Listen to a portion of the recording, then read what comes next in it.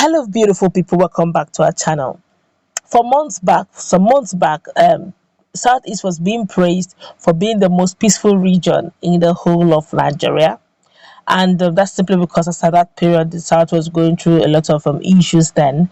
But right now, we actually have two in one news to render, and that's because of what took place in Owerri and a lot of reactions that came out from it. IGP have responded, IPOB have also responded, and a lot of people are wondering then what is going on, who is to be blamed.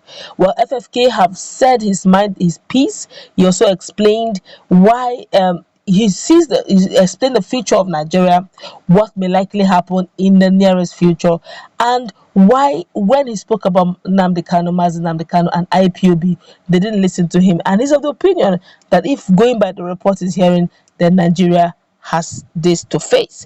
And of course, a prominent clergyman have spoken against the odds, okay, and he seemed to give his own reasons to. We will have to be the one to determine which of the places will belong and the reasons why they said what they said. But before we do all this, we like to subscribe to our channel by clicking on the red subscribe button. Beside it, you will see a bell notification icon. Please go ahead, click on it to get notified as soon as we update our channel on YouTube. Let's talk about what FFK said. FFK said, for the last few years, my greatest fear for Nigeria was the situation whereby IPOB, that's Indigenous People of Biafra, decides to take up an armed struggle against the state. If the report that IPOB, that's Indigenous People of Biafra, and ESN, Eastern Security Network, are behind the attack on the prison in Owerri, then this has already begun. Has already begun already. Where are all those that kept dismissing IPOB and Mazi Nnamdi Kanu and telling us that they could do nothing? They even vilified some of us for being his friend and for urging them to exercise restraint and enter into dialogue with them. I guess they are beginning to see the wisdom in our council now, but sadly, it's too late. What is unfolding in the southeastern region is bad enough, but the worst case scenario will manifest itself when the southwest starts its own armed struggle and insurgencies against the state. We pray it never does, but if that ever happens, Nigeria is finished. This sounds like a doom's prediction, right? It sounds almost sacrosanct, as in nothing will stop it. But a clergyman have decided to, he begs to differ. In fact, he has a lot to say. I guess this comes in the backdrop of the fact that there are still some persons who still believe in miracles. Where a Pentecostal cleric, Bishop Sheun Adeoye, has stated that the present agitation for self-rule by some ethnic groups in Nigeria won't succeed now, as Nigeria will still be in existence for another 100 years. Gail, let's find out why he said what he said and what gave him the confidence. According to him, although Nigeria is sick, that the country won't die now, God told me Nigeria will still be in existence till the next 100 years.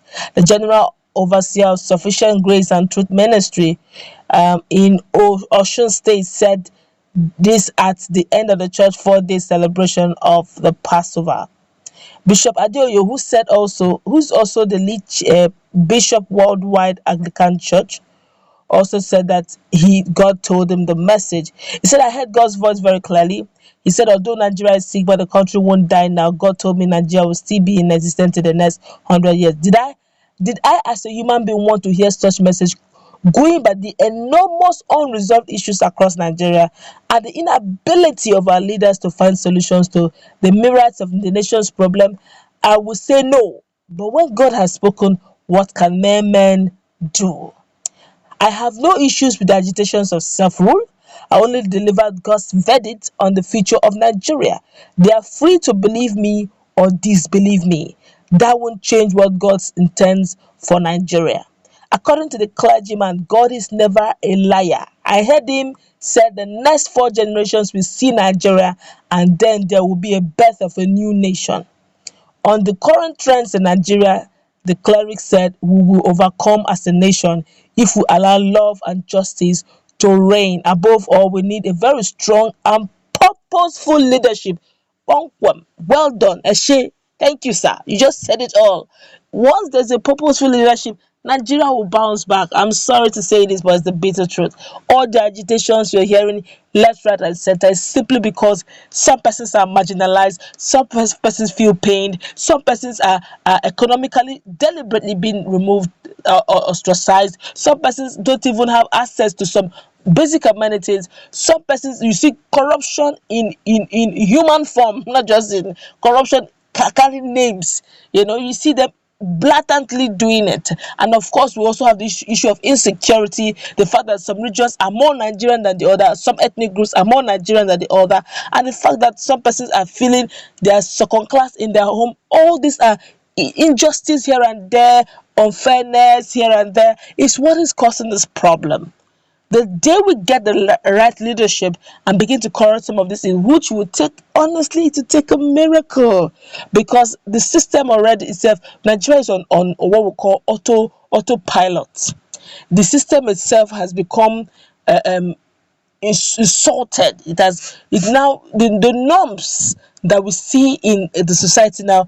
They are terrible norms, and they have become normal. Nobody now questions it, and that's why we are seeing what we are seeing. Nobody agitates to leave a country that is functional. I tell you, nobody wants to leave a country that is doing well. Nobody leaves a marriage that is performing.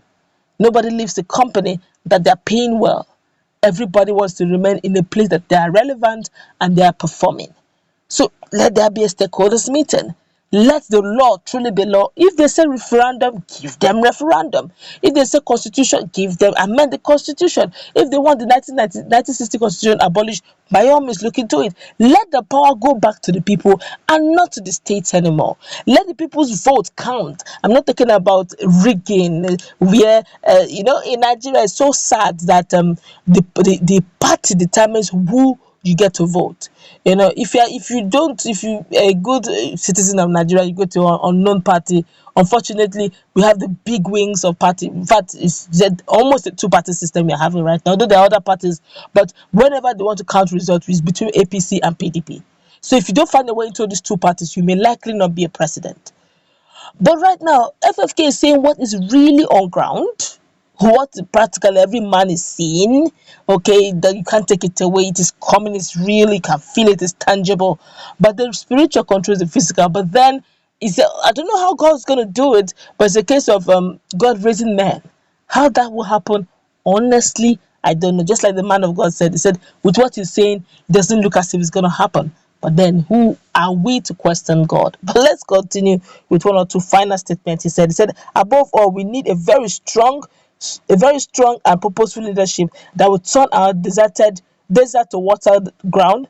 And God has prepared the Moses that will take the Nigerians out of slavery and suffering in a very short distance time, and maybe in 2023.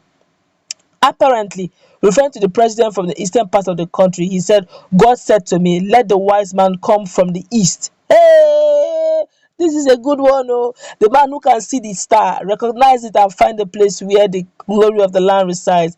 The clerical added, he called on those in position of authority in Nigeria to always seek God for guidance in the affairs of the nation, while noting that those who trust in their strength and wisdom without God will fail. He's now saying that the leadership may likely go to the east. East, is it northeast or it is southeast?